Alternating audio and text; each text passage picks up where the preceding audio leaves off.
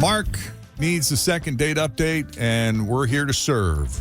What we do. Welcome in, Mark. Jen's just walking in the studio right now. Jennifer, get in here. I'm coming. Jeez. Mark, Jennifer, Mark. Hello, Mark. Hey, everyone. I'm so glad to talk to you guys today. Happy to talk to you. I really need some help here. Well, how can we help? So this girl and I, she is super hot, and she was so much fun, and we went on a date, and I have to see her again. Did you tell her you'd like to see her again? Well, no, I haven't. I haven't heard back from her yet, which is really strange. So this is where I kind of am confused and was hoping to get your help. Okay. Well, how'd you meet her? Let's start there. We met on Match, and we went to dinner. Right. I thought things were going really well. We clicked. We were laughing at all the same things. I totally got the sense that she thought I was pretty funny and hilarious, and I was cracking up, and she was cracking up, and I thought I was in. And then, she hasn't even texted me back. I mean, we spent about, 2 hours together during dinner? That's quite an investment. We had a bottle of wine. We talked about our jobs and sports, and just like everything. We had so much in common, and I just don't get it. I walked into her car after dinner, and she initiated a hug, and I thought, that was a good sign too. And then that was it. Not a peep. Well, how did you, so you took the hug as a positive then, like you weren't disappointed that she didn't make a move for a kiss? No, I mean, it's a first date, and it wasn't one of those weird side hugs. It was a real legitimate hug, so I thought, okay, it's a pretty normal, unexpected Yeah, I feel like if someone's turned off or skeeved out, they're not going to give you the full embrace. Mm-hmm. Right. And given what had happened during dinner and everything, I was really expecting to hear back from her, and just she has not texted me back at all. Yikes. What did you do? I know, right? I didn't do it. I'm just kidding. She's not the flake. It's always your fault. That's funny. I'm just kidding. We're going to take a break. When we come back, we'll call her up, see if we can get a read on her or if there's anything specific that she had an issue with. And if all goes well, we'll get you a second date. And at the very worst, we'll give you the closure you need to move on with your life. A second date update continues. There's no reason to believe anything went wrong on this date because they were vibing. Met her on Match, had a lovely dinner. She made an investment of 2 hours of her time. She could have bailed any time. She could have taken off. She could have come up with an excuse. She could have gotten a fake phone call, but nope. She hung in there. And at the end of the night, she even volunteered. She made a move in. She moved in for a full embrace hug, which between that and her laughing at all of his jokes, I don't know what more a man could ask for. I don't either. I mean, we laugh at your dumb joke. You know where we get into trouble with that, though? In the beginning, if we laugh at your dumb jokes, by the time we're in a relationship with you, and, we get to a point where we're comfortable, we stop laughing because they're not funny. You used to think I was funny. And it's like, no, I never did. I was just flirting. I was trying to make you feel good about yourself. I don't want to do it anymore. I feel so disillusioned. Oh, sure. But it's okay for you to laugh at your own jokes. Of course, because I'm hilarious.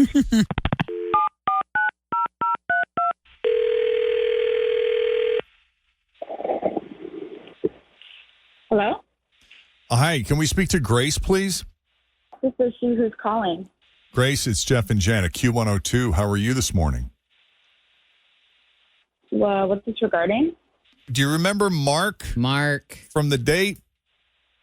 You guys had dinner? You laughed at all his jokes, Kate.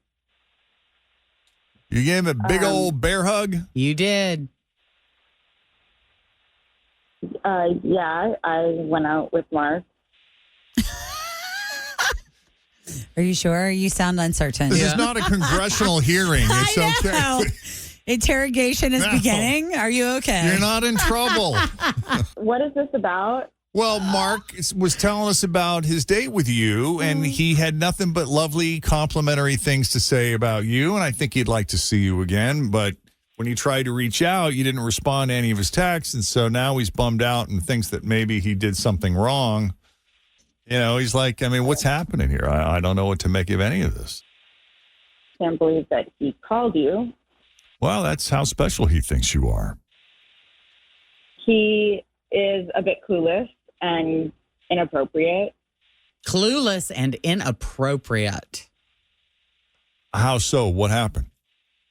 Well, we were talking about the Olympics, and then I mentioned that I was a gymnast growing up, and his eyes got all wide, and he was like, "Oh my God, really? Are you serious? What kind of sex tricks can you do? I hear, gymnasts are incredible in bed. What kind of tricks? Tell me what you can do."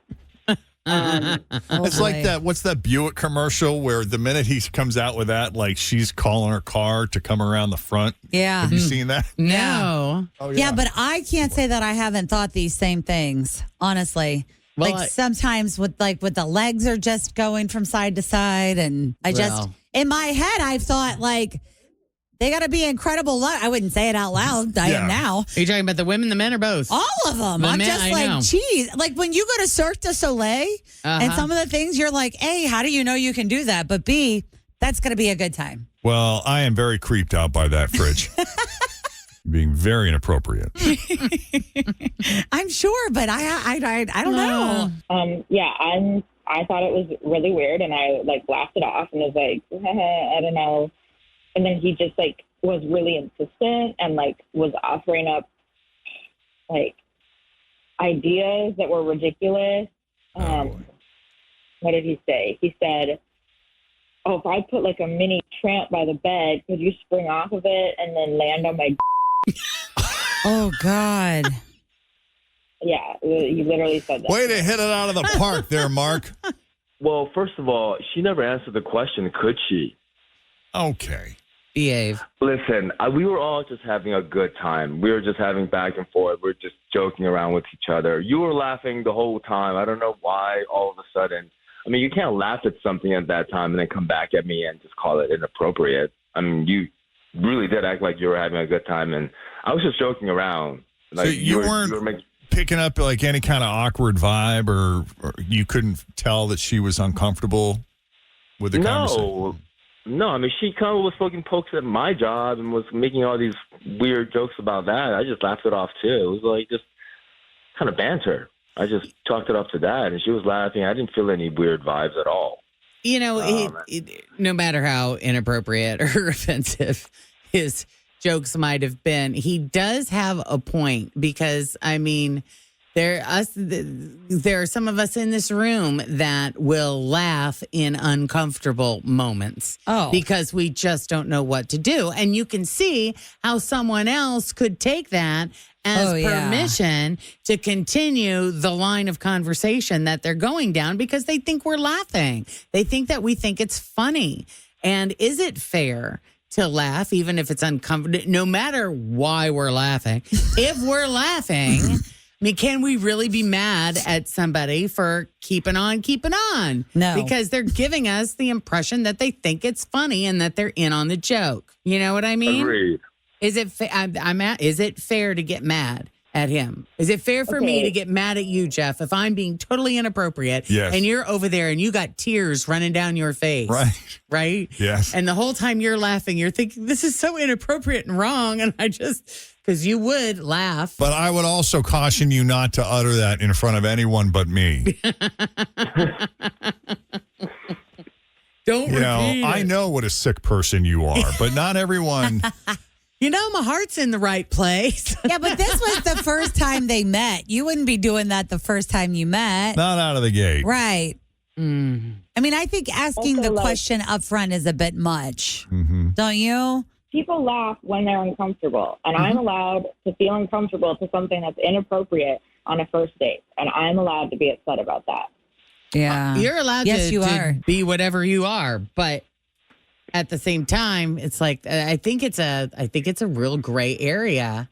I mean, should you your uncomfortable laugh and then say to them, you know, I don't want to go down that road, or this is so wrong. This is so wrong, or that's so inappropriate. Oh my God. Or that is such a misconception spewed by men all over the place since the beginning of time. And women. And you just you can't stop. Okay, well, maybe I shouldn't have said the D word, but I think we had a bottle of wine and things were just flowing. And again, it was just banter. And I think if she were uncomfortable, I would have picked up on that or I don't know. I mean, I certainly didn't get that sense, and I'm sorry that she feels that way now. I certainly didn't intend to make her feel uncomfortable. Well, now you know. Now I know. Yeah. I mean, I'm the one sitting in here listening to you three go on about the French dude's junk. Yeah. Man, well, did you see what happened with that pole? Well, the pole vaulting accident pole was vault, that's a different my thing. God. What is wrong with you people? What?